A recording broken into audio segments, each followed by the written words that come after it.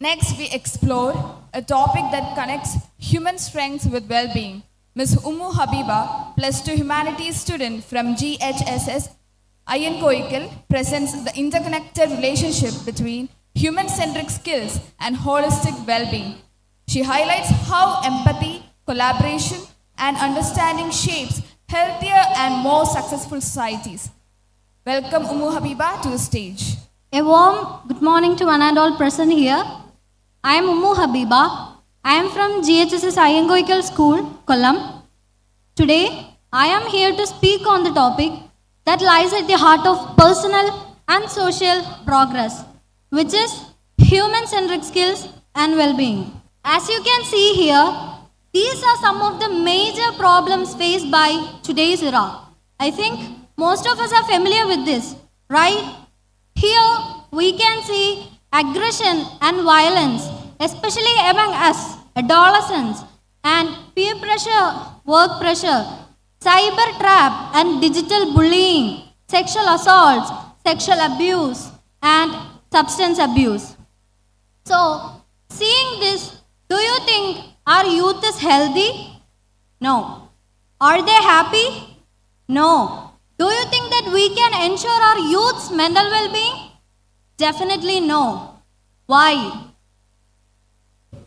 Because we lack human-centric skills.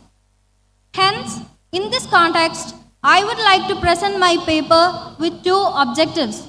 One, to elucidate the significance of human-centric skills, and 2, to sensitize personal and collective well-being. So, what are human-centric skills? Human-centric skills are soft skills that are uniquely rooted from human values, human emotions, and human interactions. These skills helps us to live collaboratively, find solutions creatively, and lead together with a better understanding. No AI or no machine cannot replicate these skills, as these skills are evolved from deep emotional intelligence and social understanding, which can be only attained by human consciousness. So, these are the major components of human-centric skills. How human-centric skills empower us through these components. So, we can start with critical thinking and creativity. Guys, our lives are constantly changing, representing so many problems. We have to think today critically, and we have to make a decision that gonna shape our future tomorrow. Since our life doesn't give us an undo option, so we have to think critically and find a solution creatively. Next, adaptability and resilience. You know what? Our life is like a roller coaster. It goes like ups and downs. When we are in our downs, we may feel not too good, but we have to cope up. We have to be adaptable and find new ways and rise again. Next is communication. We have to communicate properly. We have to exchange our ideas clearly. We have to listen actively to the opposite person of ours. Only there will be happening a proper communication which build more strength between our relationship. Next is empathy. Guys, we often describe about our friends. Her pain is my pain is her pain. That's it. We are feeling one another's pain as our own. That's empathy. And collaboration. Do you think the corona pandemic and 2018 flood that we came across? How did we came across? How we won against that? Because we left aside all our problems and we stuck together and we fought and we won. That's it. Collaboration is the door to the happiness of human lives. Next is time management. We have to manage time by doing our tasks or activities efficiently within less stress and less time. Here I am trying to manage my time. I have to present this entire topic within 10 minutes effectively. Next is why well-being is the focus. Students, well-being is a state where a person is emotionally happy, physically and mentally healthy, and he have to be satisfied socially in his life. So, in order to attain mental well-being, we start taking care of ourselves, which let us to be more calmer, more happier and more resilient, which helps us to support our family even better, which leads to a family well-being. We all know that family is the base of every institution, and as the family thrives, it contributes positively to the society, which leads to an increase in social well-being, and the lives in community become more connected and more safer. As much as our society is healthy, people make wise and compassionate choices, leading to world well-being, which creates a sustainable and peaceful earth for every one of us. So, here we can see a better world begins with better individuals. So, how well-being is ensured? In offline, we can ensure our well-being through human-centric skills. But we have to ensure our well-being in online too.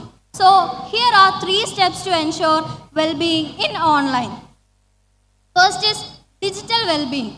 We have to create a healthy screen time routines. But most of us are like scrolling and going and on. But we have to create a healthy screen time routines. And we have to balance real life activities or digital life activities and real life experiences, and always avoid digital overload.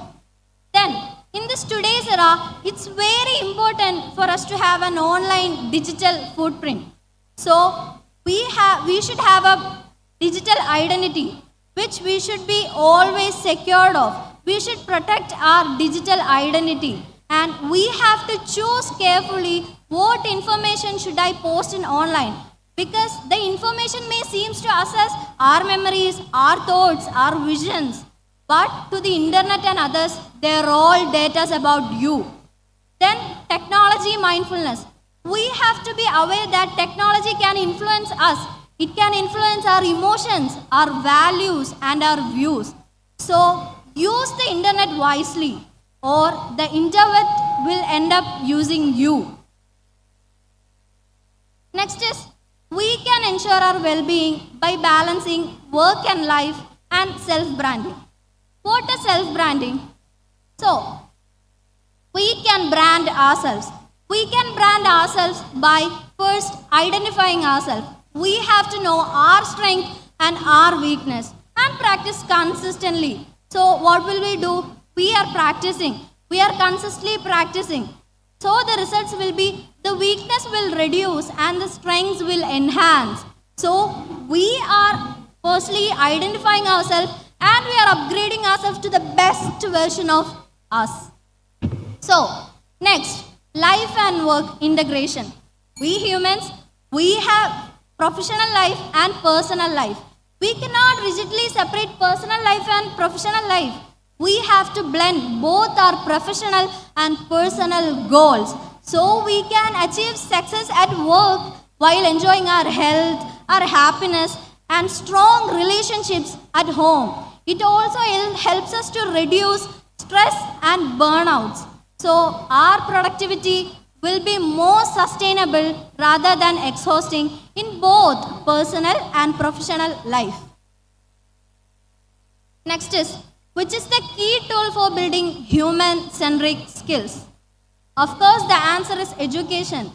By including the relevance of human-centric skills, the functioning of human-centric skills, and the problems we face due to the lack of human-centric skills in our curriculum, through the process of teaching, learning, and practicing, we can enhance human-centric skills among us, which is the ultimate survival tool for us humans in today's digital era. So, may all stand up. May all of you stand up. We can together take a pledge here. Above all my ambitions, all my passion, and my careers, I choose the greatest one to become a good human being. May all strive to be the best version of yourself. Thank you.